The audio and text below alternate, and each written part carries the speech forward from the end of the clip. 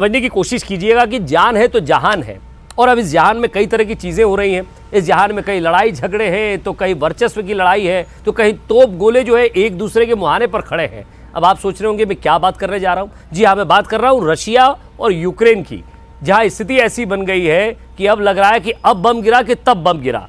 लेकिन इसका युवाओं से क्या लेना देना है साहब, क्योंकि यूक्रेन में 18,000 से ज़्यादा भारतीय छात्र वहाँ हैं जो इंतज़ार कर रहे हैं कि कब हम अपने देश आ जाएं, क्योंकि वहाँ स्थिति ठीक नहीं है। आज का हमारा विषय है कि क्या विदेशों में जो पढ़ाई होती है वो भारत से ज़्यादा अच्छी है? क्या विदेश जाकर पढ़ना ठीक है? क्या युवा विदेश जाकर ही पढ़ना चाहता है? विदेशों की तरफ क्यों खिंचा चला जा रहा है, इस पर भी बात करेंगे। और साथ ही साथ ये कि क्या कोई ऐसी पॉलिसी बनाई जाए जब ऐसी संभावना बने या ऐसी स्थिति बन जाए कि नहीं साहब वापस अपने देश लौटना है, तो कम से कम वो सुरक्षित आ सकें। इसी पर हम चर्चा करेंगे।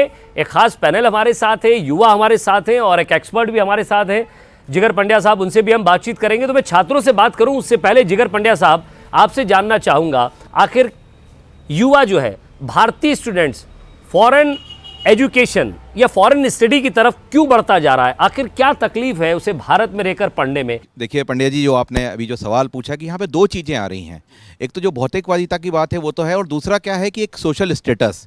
और अगर मैं इसमें कुछ जोड़ना चाहूँगा कि यहाँ पे दो तरह के स्टूडेंट्स होते हैं। एक तो मेडिकल जो छात्र हैं वो ज़्यादातर भारत के बाहर इसलिए जाते हैं कि थोड़ा एजुकेशन सस्ता है, वहाँ पे कॉस्ट ऑफ एजुकेशन सस्ती पड़ जाती है, और दूसरा थोड़ा एक्सपोजर मिलता है उनका। और 18 साल की उम्र के बाद एक उनको एक तरह चाहिए कि मानसिक तरह से आज़ादी मिले उनको, अकेले रह के वो चैलेंजेस को एक्सेप्ट करें। तो ये कहीं ना कहीं उनका माइंडसेट होता है।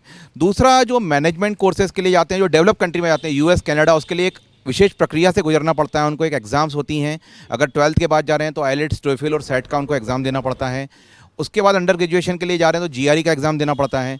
अच्छा, सबसे बड़ी बात यह है कि ये जो एग्जामिनेशंस होती हैं इनकी एक बहुत भारी भरकम फीस होती है, जो एक बहुत बड़ा पैसा, हमारे देश की एक इकोनॉमी का एक बहुत बड़ा पैसा बाहर जाता है उसमें। लेकिन इसमें जहाँ तक मुझे लगता है कि जो मेडिकल एजुकेशन के लिए जा रहे हैं वो तो एक कॉस्ट सबसे बड़ा फैक्टर है, और हमारे देश में मेडिकल कॉलेज की कमी है, सीटों की कमी है। और जिसको डॉक्टर बनना है तो उसका एक डिसीजन रहता है, एक ड्रीम होता है। देखिए 10वीं के बाद 11वीं में कोई बच्चा अगर बायोलॉजी लेता है तो कहीं ना कहीं से उसका ड्रीम करियर रहता है कि वो डॉक्टर बने, उसका एक डिसीजन रहता है। और उसको फुलफ़िल करने के लिए अगर वो सपने यहाँ पूरे नहीं हो पा रहे हैं तो जाहिर सी बात है वो बाहर जाएगा। और एक पेरेंट्स की भी जो मानसिकता है कि चलो ठीक है, अगर इसकी इच्छा है डॉक्टर बनने की, और आज एक तरह से पेरेंट्स और बच्चों के बीच में जो कम्युनिकेशन इस्टेब्लिश हो गया है, तो उसमें यह भी कि पेरेंट्स भी कोशिश करते हैं कि उनकी जो इच्छाएं हैं बच्चों की फुलफ़िल करें, और उसके लिए फिर वो मतलब इमोशनली भी कीमत चुकाते हैं। एक रिसर्च में पढ़ रहा था, अमूमन लगभग 1.5 से 2 लाख से ज़्यादा स्टूडेंट जो है वो यूरोपियन कंट्रीज़ की तरफ बढ़ते हैं। क्या कारण है इसका? यूरोप में तो देखिए दो चीज़ें हैं। एक तो पैसा जी, सबसे ज़्यादा अट्रैक्ट करता है उनको, पैसा, और फिर क्वालिटी ऑफ लाइफ। जैसे अगर मैं बात करूं स्कैंडिनेवियन कंट्रीज़ की, नॉर्वे, डेनमार्क, ये जो देश हैं यहाँ पे क्राइम रेट 0 है, और यहाँ की जो मतलब कहना चाहिए क्वालिटी ऑफ लाइफ है डेनमार्क की, नॉर्वे की, बहुत ज़बरदस्त है। जिस सब्जेक्ट पर आज हम बात करें, अगर यूक्रेन की बात कर लें तो हाँ जी, यूक्रेन तो CIS कंट्रीज़ हैं, इकोनॉमिक कंडीशन बहुत अच्छी नहीं रही है इसकी। और 91 के बाद जब ये रशिया से टूट के अलग हुआ, उसके बाद से कई ज़्यादा चैलेंजेस इसके साथ सामने रहे हैं। यहाँ का एक सबसे बड़ा जो इनका हब है एविएशन, जो पे कोर्सेज होते थे, बहुत अच्छे होते थे कोर्सेज। और 91 के पहले जो बच्चे यहाँ पे जाते थे एविएशन का कोर्स करने, उनको बहुत अच्छा एक्सपोजर मिलता था। लेकिन अब मेडिकल एजुकेशन का एक हब बन गया है यूक्रेन, बेलारूस, और सिर्फ यूक्रेन नहीं, CIS कंट्री जितनी भी है, रशिया से टूटी हुई कंट्रीज जितनी भी हैं, तो वहाँ पे कॉस्ट ऑफ एजुकेशन थोड़ा सस्ता है एज़ कम्पेयर टू हमारे देश भारत से। हितेश, आपको क्या लगता है कि आखिर क्यों छात्र जो है, स्टूडेंट जो है, फॉरेन एजुकेशन की तरफ ज़्यादा बढ़ रहा है? क्या खींच रहा है उनको वहाँ? सर, जहाँ तक मैं अपनी फील्ड की बात करूँ, सोशल वर्क की, तो सोशल वर्क का बाहर रिकॉग्निशन ज़्यादा है। इधर हमें उतना रिकॉग्निशन नहीं मिलता है। हाँ, हमने अच्छा काम किया, ऐसा लगता है क्या कि बाहर जाकर पढ़कर आएंगे तो थोड़ा दबाव हो जाएगा यहाँ? हाँ, क्योंकि उसको एज अ प्रोफेशन कंसिडर किया जाता है बाहर। हाँ। इधर अभी उतना प्रोफेशनल नहीं माना गया है। और जैसे सोशल वर्क की बात करते हैं तो लोग चैरिटीज़ पे ज़्यादा चले जाते हैं कि हाँ, डोनेशन करता होगा, चैरिटी करता होगा, हेल्प कर दी। लेकिन बाहर वो एज अ प्रोफेशन कंसिडर किया जाता है। जैसे साइकोलॉजी है, काउंसलिंग उधर प्रॉपर होती है, उधर रिकॉग्निशन मिला है काउंसलर्स को कि नहीं, ये काउंसलिंग करता है, इसका अच्छा प्रोफेशन चल रहा है। इधर कहीं ना कहीं मुझे लगता है कि रिकॉग्निशन उतना नहीं मिल रहा। 12 के बाद से एक मन में दशा बन जाती है। बीयू, मैं आपसे पूछना चाहूँगा, 12 के बाद से ही एक मन में ये लगने लग जाता है कि यार कम से कम कॉलेज स्टडी जो हो वो थोड़ा बाहर हो, क्योंकि आप 12 तक जिन बच्चों के साथ पढ़ते हैं, जिन स्टूडेंट्स के साथ पढ़ते हैं, अपने दोस्तों के साथ पढ़ते हैं, तो सुनने में आता है यार वो तो फॉरेन चला गया, वो वहाँ उस यूनिवर्सिटी से टॉप कर रहा है, वो वहाँ उस यूनिवर्सिटी में मज़े कर रहा है। मज़े के लिए जाते हैं, अपनी आज़ादी के लिए जाते हैं, या वाकई एजुकेशन के लिए जाते हैं? यार एक बार फॉरेन में मैंने पढ़ाई कर ली, उसके बाद तो जम के माल कमाऊंगा। तीनों रीजन सही कहूंगी मैं। क्या तीनों रीजन सही? हाँ, I tell you the reason why. जी। पहला, अगर कोई मज़े मारने जाता है तो मैं कहूँगी वहाँ की quality of life in general किसी भी एस्पेक्ट में ली जाए, चाहे वो एजुकेशन हो, वो खुद का भार खुद उठा सकता है। वहाँ पे डिग्निटी ऑफ लेबर काफ़ी अच्छा है। अगर मैं अभी यहाँ जाके अगर मैं वर्कर बनूंगी, फॉर सपोज मैं वैनिटी का वर्कर बनूँ, मुझे उतना कोई रिस्पेक्ट नहीं देगा, वहाँ पे रिस्पेक्ट दिया जाएगा। तो वहाँ पे मैं खुद अपने पैसों पर अपनी लाइफ जी सकती हूँ, तो वो मुझे इंडिपेंडेंस सिखा देगा। उसमें मेरे मज़े भी हो रहा है क्योंकि मैं अपनी लाइफ जी रही हूँ। क्वालिटी एजुकेशन की बात रही, वहाँ के बहुत सारी top universities like MIT, Harvard, Oxford, इन सब में लोग जाते हैं बिकॉज वहाँ का एजुकेशन बहुत अच्छा माना जाता है। तीसरा, पैसा कमाना, वहाँ पे ऑलमोस्ट हर कोई जो जाएगा। मतलब आप मानती है कि विदेश में पढ़ने के बाद जब हम यहाँ आते हैं तो एक दबदबा बन जाता है? बिल्कुल। ऐसा क्यों? आपको लगता है वैसी यूनिवर्सिटीज़ यहाँ नहीं है, वैसा डेवलपमेंट, वैसे प्रोफेशनल कोर्सेज यहाँ नहीं है? अगर हम देखें तो यहाँ पे यूनिवर्सिटीज़ अच्छी हैं, but compare to the population उसकी सीट नंबर बहुत कम है। अबरेल, आपको लगता है कि जो यहाँ बिहू ने कहा है उससे आप किस बात से सहमत है? आपको लगता है कि नहीं यार फॉरेन में जाना चाहिए, आपकी इच्छा है, आपको अगर मौका मिलता है तो क्या आप जाते हो? अभी भी मौका मिल जाए तो वहाँ जाके आप पढ़ना चाहते हैं या अब नौकरी करना चाहते हैं? सबसे पहले तो सर मैं ये बताना चाहूँगा कि एक पुरानी धारणा है कि ये विदेश से पढ़ के आए हैं बाबू। ये जो लाइन थी ये हमारे पिता लोगों के टाइम बहुत चलती थी कि इक्के दिक्के लोग होते थे जो अफोर्ड कर पाते थे या जा पाते थे। आज के टाइम में सर ये हो गया है कि जैसा बिहू ने भी कहा कि ये चीज़ें हैं जो हमें आकर्षित करती है, हाँ, बिल्कुल कि हमें वहाँ जाना है, पढ़ के आना है। बट ऐसा है कि वहाँ पे क्वालिटी ऑफ लाइफ इतनी कोई खास नहीं है। मेरे ही कुछ जानने वाले हैं जो यूरोप में है, जर्मनी स्पेशली, इंजीनियरिंग फील्ड का मैं आपको बताऊं तो वहाँ पे क्वालिटी ऑफ लाइफ का तो पता नहीं, बट वर्किंग आवर्स इतने हैं कि क्वालिटी कुछ बचती नहीं है। ऐश्वर्य, आपको लगता है कि क्वालिटी भी है, वर्किंग आवर भी ज़्यादा है? क्योंकि आज मैं एक और रिसर्च पढ़ रहा था जिसमें ये लगा कि भारत 7वें नंबर पर आता है जिनमें काम करने की जो क्षमता है, सबसे ज़्यादा जो काम करने के घंटे है या जो एक क्वालिटी वर्क है, वो भारत 7वें नंबर पर है। आप इससे इत्तेफाक रखते हैं कि हमारे यहाँ क्वालिटी का वर्क नहीं है, इसलिए विदेश जाना पड़ेगा, वहाँ की एजुकेशन लेना पड़ेगी? क्योंकि फिर बाद में आप ये देखिए कि आने में कितनी तकलीफ आ जाती है। भारत की एजुकेशन बहुत अच्छी है, तभी गूगल, अमेजोन हम सबको बाहर लेके जाते हैं। ब्रेन ड्रेन होता है भारत से। भारत में कमी एजुकेशन इंस्टीट्यूट की है। एजुकेशन इंस्टीट्यूट मतलब ऐसे एजुकेशन इंस्टीट्यूट नहीं जहाँ एजुकेशन दी जा रही, वहाँ यहाँ क्वालिटी एजुकेशन हर इंस्टीट्यूट में नहीं है। हमने कोविड के टाइम पे एक चीज़ देखी कि कितने बच्चों को क्लासरूम में समझने में चीज़ें परेशानी आती है। अब हम कैसे उम्मीद कर लें उनसे कि वो ऑनलाइन के टाइम पे अच्छा समझेंगे? यहाँ वहाँ एक एक बच्चे पे ध्यान दिया जाता है, उनकी क्वालिटी पे ध्यान दिया जाता है। मैं समीर आपसे पूछना चाहता हूँ, MBBS, इंजीनियरिंग और प्रोफेशनल डेवलपमेंट कोर्स जो होते हैं उनको ज़्यादा लेकर बच्चों के बीच ये रहता है ना कि बाहर जाकर ही पढ़ना ठीक रहेगा, क्योंकि एक डिग्री जो होती है वो आपके हाथ में आ जाती है और एक डिप्लोमा जो होता है जिसमें आप कुछ बेहतर सीखते हैं बतौर प्रैक्टिकल। शिक्षा का उद्देश्य होता है मेरे अनुसार नंबर 1 ज्ञान देना, नंबर 2 संस्कार देना और नंबर 3 रोजगार देना। तो जिस तरह से MBA या प्रोफेशनल कोर्सेज की डिग्री देना ही देना नहीं, इसमें लेना भी होता है जी, क्योंकि अब आपको पैसा देना है उसके हाँ, लिए। जी सर। जी सर, तो उसके लिए क्या होता है कि बच्चा ये समझता है कि मेरा करियर वहाँ पर सिक्योर हो जाएगा अगर मैं वहाँ से MBA करता हूँ। ये एक सोशल मेंटेलिटी है।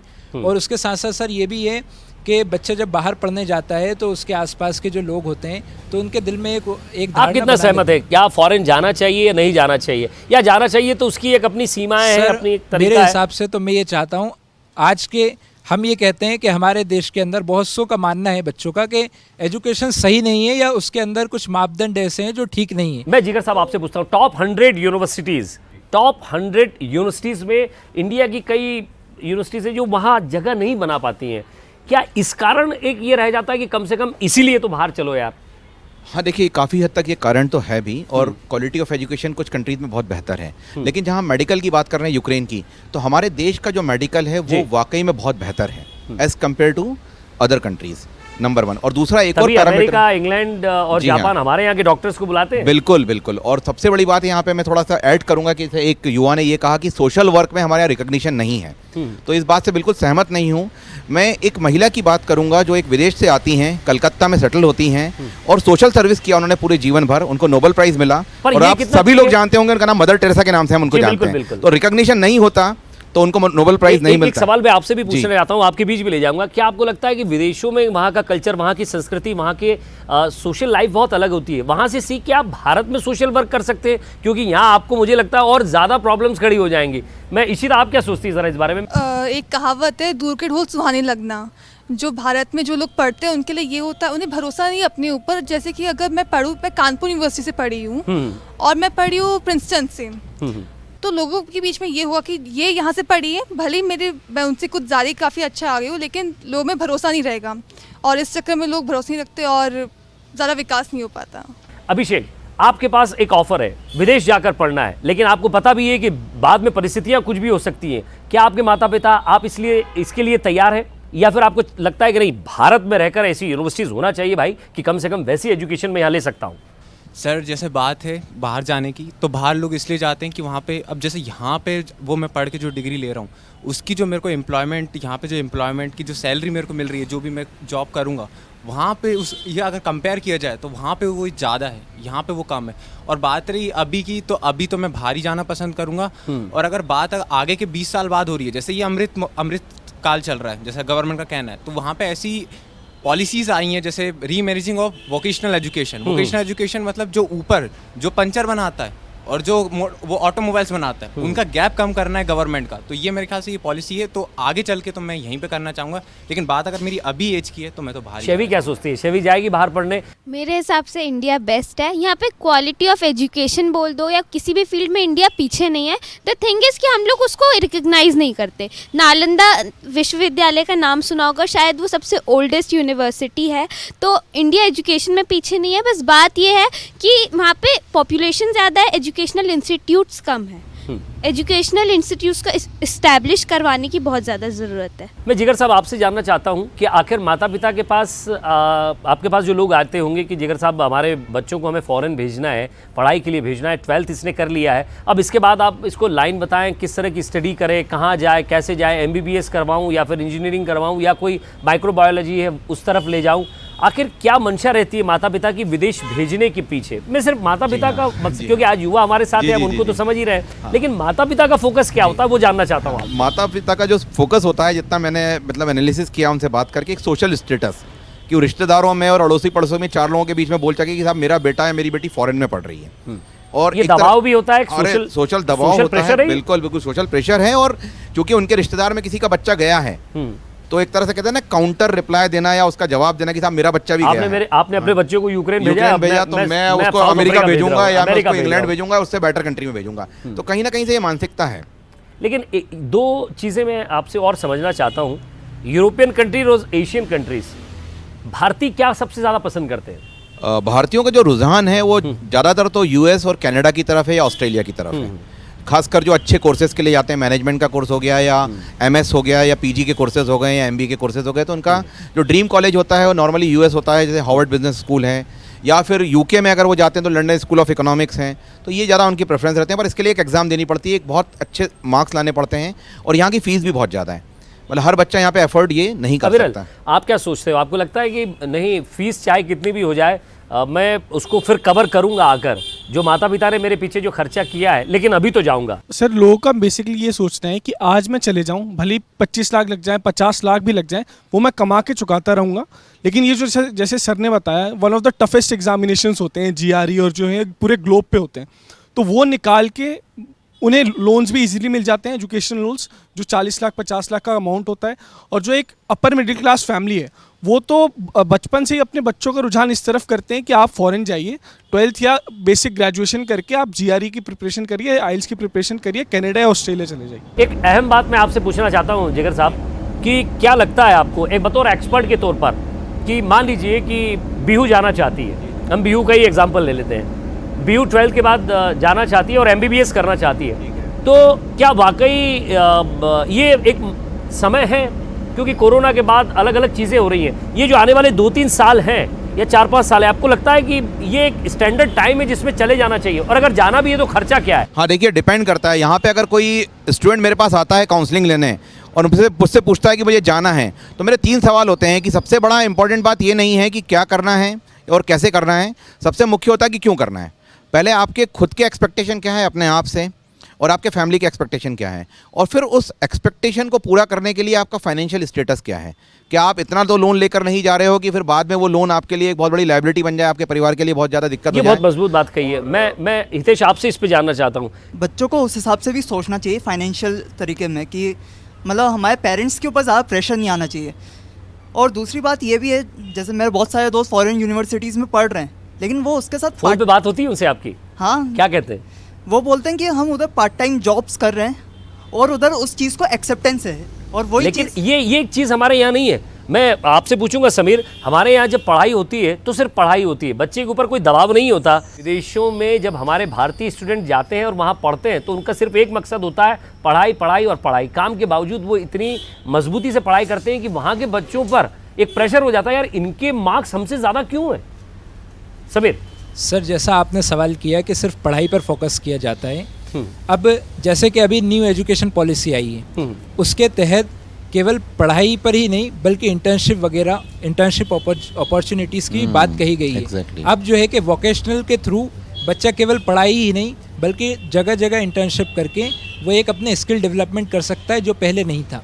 और विदेशों में क्या है, आप वहाँ काम करने जा रहे हैं तो पहले आप रेस्टोरेंट पे काम कीजिए। Yes, yes. पहले वो वीक के हिसाब से रेस्टोरेंट खुलते हैं, पहले आप वहाँ रेस्टोरेंट में काम कीजिए, फिर उससे पैसा कमाइए, अपनी फीस भी भरिए, माँ बाप का भी ध्यान रखिए। लेकिन इंटर्नशिप के साथ एक महत्वपूर्ण बात ये है, क्योंकि जब आप बाहर कोई ऐसी डिग्री के लिए जाते हैं, MBBS हो गया, इंजीनियरिंग हो गई, कई बार हमारे यहाँ के लोग उसको एक्सेप्ट नहीं करते कि आपने ऑनलाइन पढ़ाई की है। इसमें मैं आपसे पूछना चाहता हूँ। एग्जैक्टली, ऑनलाइन के ऊपर अभी एक बिल्कुल एक रिसेंटली फरवरी के पहले वीक में ही मेडिकल काउंसिल ऑफ इंडिया का जो नेशनल बोर्ड बना है, हमारा नेशनल मेडिकल बोर्ड बना है, उसने एक मेमोरेंडम दिया है कि जो बच्चे ऑनलाइन पढ़ रहे हैं अभी, और अगर वो 5 साल ऑनलाइन करते हैं और किसी कारण से नहीं जा पाते हैं, अगर मान लीजिए कोविड का फिर कोई चौथी लहर आती है या कुछ भी ऐसे इनएविटेबल्स होते हैं जो हम अवॉइड नहीं कर सकते हैं, अगर वो दिक्कत आती है तो उनकी डिग्री मान्य नहीं होगी, उनकी डिग्री मान्य नहीं होगी मेडिकल स्टूडेंट के लिए।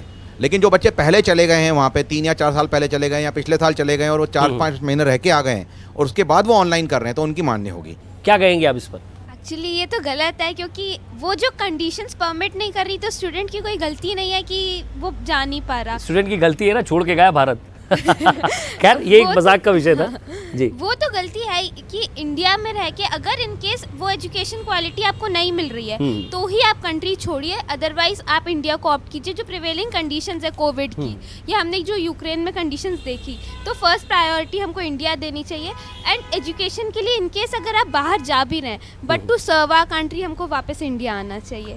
ऐश्वर्या, आप क्या सोचते हो कि क्या कोई ऐसी पॉलिसी होना चाहिए कि स्टूडेंट अगर बाहर जाता है तो कम से कम उसकी सिक्योरिटी के लिए ऐसी कोई पॉलिसी हो कि आपके देश में अगर भी कोई ऐसी स्थिति बन रही है तो कम से कम सबसे पहले स्टूडेंट्स बाहर होना चाहिए? मैं आपसे भी आपका रिएक्शन लूंगा इस पर, सबसे पहले आपका रिएक्शन ले लेता हूँ। जी देखिए, इसमें तो हमारा जो भारत सरकार है इन्होंने काफ़ी अच्छे कदम उठाए हैं, और इसके पहले भी चाइना में जब कोविड आया था तो स्पेशल फ्लाइट भेज के कई लोगों को, स्टूडेंट को बाहर निकाला था वहाँ से। और अभी भी यूक्रेन के लिए भारत सरकार ने एक टोल फ्री नंबर दिया है और कहा है कि जो बच्चे आना चाहते हैं उनके लिए सरकार बिल्कुल तत्पर है मदद करने के लिए।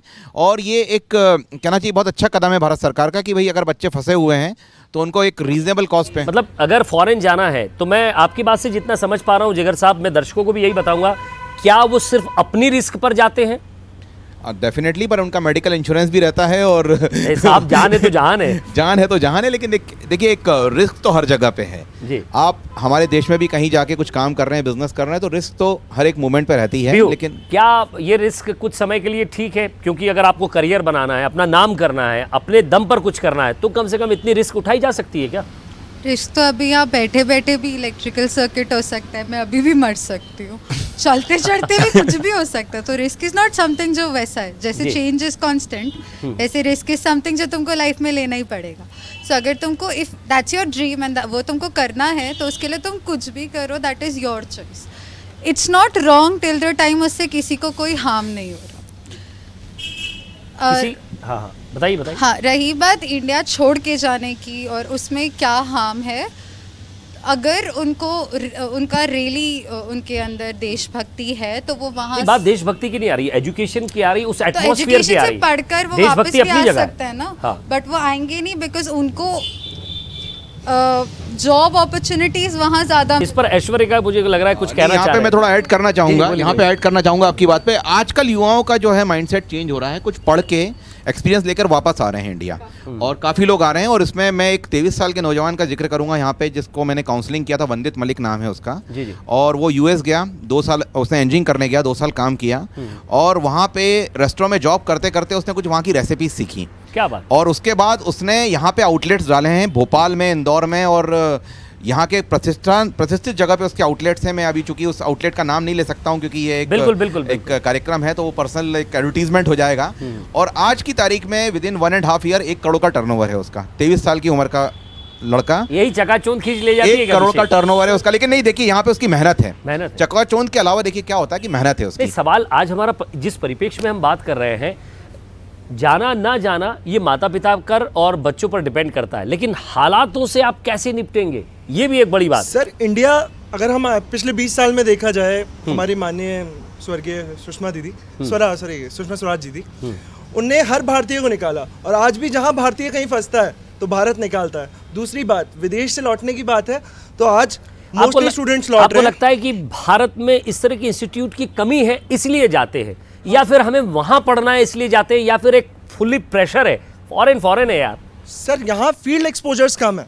मैं जो पहले बोल रहा था, यहाँ फील्ड एक्सपोजर्स कम है। यहाँ अगर हम किसी लोकल यूनिवर्सिटी में पढ़ते हैं, वहाँ फील्ड एक्सपोजर कम है। अगर हम वही दिल्ली यूनिवर्सिटी से या क्राइस्ट यूनिवर्सिटी, किसी भी बड़ी यूनिवर्सिटी से, एग्जाम्पल दे रहा हूँ मैं, हम एजुकेशन लेते हैं, वहाँ फील्ड एक्सपोजर ज़्यादा है। वहाँ लोगों से मिलना और मार्केट समझना प्रोफेशनल डिग्री में बहुत आसान हो जाता है। मैं जबकि इसी local आपसे से universities पूछना में चाहता बहुत मुश्किल पड़ता हूँ, है। मान लीजिए हमारी भी फील्ड है, हम लोग कैमरा चलाते हैं, हमारे एक साथी पीछे कैमरा चला रहे हैं, यही कैमरे की training, cinematic shoot, drone shoot, तमाम तरह की शूट आ गए हैं आपको, अलग अलग अंडर वाटर, ये सारी चीज़ें, क्योंकि इतना रिस्क इंडियन लेता है क्या इसी रिस्क को सीखने के लिए बाहर जाना पड़ता है?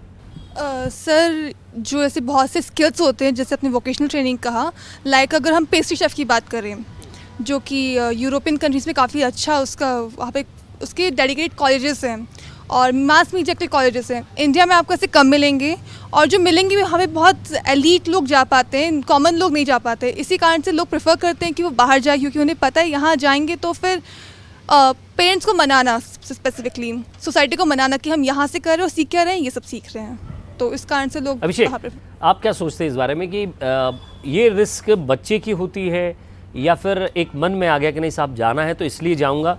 लेकिन क्या आपको लग रहा है कि इंडियन एजुकेशन जिस दौर में अब चल पड़ा है, जहां आप चूज़ कर सकते हैं अपने सब्जेक्ट, जहां आप यूनिवर्सिटी चूज़ कर सकते हैं, या अभी भी बहुत काम की ज़रूरत लग रही है आपको? सर जैसा कि NAP 20 की बात है, नेशनल एजुकेशन पॉलिसी 20, तो उसके हिसाब से देखा जाए तो गवर्नमेंट ने बहुत अच्छे मतलब जो स्टेप्स हैं वो लिए हुए हैं, लेकिन अभी भी थोड़ा डर रहता है। स्टूडेंट को क्या डरता है, वो अगर पढ़ाई कर रहा है, वो अगर अपना पैसा लगा रहा है, तो उसको जॉब चाहिए, है ना। पहले तो एम्प्लॉयमेंट चाहिए उसे, और वो एम्प्लॉयमेंट चाहिए, उसकी बात में उसको एक बेटर सैलरी भी चाहिए। ऐसे नहीं कि उसने 1 लाख का कोर्स किया है, उसकी सैलरी उतनी नहीं है, उसे टाइम ही इतना लग जा रहा है कि वो 1 लाख कवर करने में उसे बहुत टाइम लग रहा है। बहुत से लोग एजुकेशन लोन लेते हैं क्योंकि उनके पेरेंट्स नहीं होते, पेरेंट्स उतने वो नहीं होते कैपेबल। लेकिन अगर ये लग रहा है कि अब जैसे गूगल को ही देख लीजिए, एक लड़के ने, एक स्टूडेंट ने कई बग्स निकाले हैं गूगल के उसमें, तो कम से कम यहाँ रह के निकाले उसने, तो आप यहाँ रह के विदेशों के जो कामकाज या ये गूगल जैसी कंपनी के आप बग्स निकाल पा रहे हैं, उसकी कमियां निकाल पा रहे हैं। हितेश ज़रा बताएंगे कि क्या नहीं लग रहा कि नहीं है हमारे यहाँ है वो चीज़, हम बेजा बाहर जाने की कोशिश कर रहे हैं? सर अगर जैसा अपन लोग कॉलेज में आते हैं, तो कॉलेज को आपको लाइफ के लिए तैयार करना चाहिए। मतलब आप कॉलेज छोड़ रहे हो तो आप लाइफ के लिए तैयार हो चुके हो, है ना। लेकिन आज भी अपने पास ऐसे इतने ज़्यादा कॉलेजेस हैं जो आपको लाइफ के लिए तैयार नहीं करते। वो आपको जॉब के लिए तैयार कर देंगे कि हाँ आप एक जॉब के लिए अप्लाई करोगे, आपका हो जाएगा, लेकिन लाइफ में बहुत सारी चीज़ें आती हैं, आने वाले संघर्ष के लिए तैयार नहीं करते। कितनी बड़ी बात हितेश आपने बोली है। मैं पंड्या साहब आपका रिएक्शन इस पर लूँगा, जिगर पंड्या साहब, कि क्या एक लास्ट क्वेश्चन मेरा आपसे रहेगा कि आपको लगता है कि अब ये वो समय है कि नहीं, आपको अगर प्रोफेशनल डिग्रीज चाहिए, या फिर आपको वाकई एक ऐसा कोर्स करना है जो आपके आने वाले भविष्य को और आपको एक नाम दे, तो कम से कम 1-2 साल आपको जाना पड़ेगा? नहीं देखिए, ऐसा नहीं है। इनकी बातों को मैं थोड़ा ठीक करना चाहूँगा कि यहाँ फ़र्क नहीं पड़ता कि आप क्या कर रहे हैं, फ़र्क इस बात से पड़ता है कि आप कैसे कर रहे हैं। सबसे आप कैसे कर रहे हैं। जैसे आप अपना जो जॉब कर रहे हैं पूरी शिद्दत के साथ कर रहे हैं, पूरे दिल के साथ कर रहे हैं और शुक्रिया। उसको जी रहे हैं आप, जी। तो जाहिर सी बात है सफलता आपके कदम चूम रही है और आप बिल्कुल आप देख रहे हैं कि अप्रिशिएशन मिल रहा है आपको और बहुत अच्छे से सेटिस्फेक्शन मिल रहा है जॉब का। तो अगर आप देखिए इंजीनियरिंग कर रहे हैं, मेडिकल कर रहे हैं, मैनेजमेंट कर रहे हैं या आप BA कर रहे हैं और आप पूरी शिद्दत के साथ कर रहे हैं, पूरे डेडिकेशन के साथ कर रहे हैं, तो जाहिर सी बात है कि ऐसा कोई ज़रूरी नहीं है कि हम भारत के बाहर जाएंगे तभी पैसा कमा सकते हैं, तभी सफलता मिलेगी। हमारे देश में भी अपार संभावनाएं हैं। और जहाँ तक की बात है कि पार्ट टाइम जॉब की अवेलेबल है जॉब पर, यहाँ पे क्या होता है उस तरह के जॉब को यहाँ बड़ी नीची दृष्टि से या हेय दृष्टि से देखा जाता है। अगर मान लीजिए कोई स्टूडेंट है वो कॉलेज कर रहा है, इंजीनियरिंग कर रहा है और पार्ट टाइम 2 या 3 घंटे कहीं वेटर की जॉब कर रहा है मान लीजिए, तो ऐसा लगता है अरे यार वो तो वेटर का काम करता है। तो ये जो माइंडसेट है इसको बदलने की ज़रूरत है। कुछ सीख रहा है वो, कुछ सीख रहा है नहीं, वो कम से कम कर रहा है, कुछ कहीं इन्वॉल्व हो रहा है, अपने टाइम का सदुपयोग कर रहा है।